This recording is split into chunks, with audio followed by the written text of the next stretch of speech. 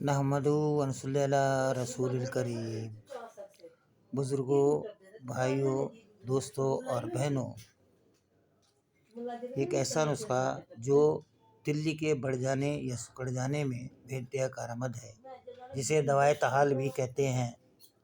انیسون 50 gram, نوشادر 50 gram, سجی 50 gram, بورا Ramni 50 gram, نمک تو عام جسے نمک لاہوری بھی کہتے ہیں 50 گرام۔ ان سب کو لے کر باریک پیس لیں اور کپڑ چھان کریں۔ تقریباً 2 بار کپڑ چھان کر اس کو گھی گوار کے کاٹے ہوئے ٹکڑے پر جو تراش ہوا ہو اس پر یہ دوا چھڑکیں اور اس کے نیچے ایک پیالہ رکھ دیں اور اس سے جو پانی مقطر ہوا آئے گا اسے جمع کر لیں۔ یہ آپ کی دوا تیار ہے۔ اس کو بنانے سے پہلے اپنے علاقے مستند طبیب سے، معالج سے اور اچھے پنساری سے اس پہ مشورہ کیجیے اور اس کو بنا کے استعمال کریں، اور اس کو ثواب کی نیت سے سبسکرائب کیجیے، لائک کیجیے، شیئر کیجیے اور زیادہ سے زیادہ اس کا لوگوں کو فائدہ بنانے کا ذریعہ بنائیے۔ اور اس کی مقدار خوراک 2 خطرے ہر کھانے کے بعد 2 خطرے دیں، انشاءاللہ تعالیٰ بہت فائدہ ہوگا۔ السلام علیکم ورحمۃ اللہ وبرکاتہ۔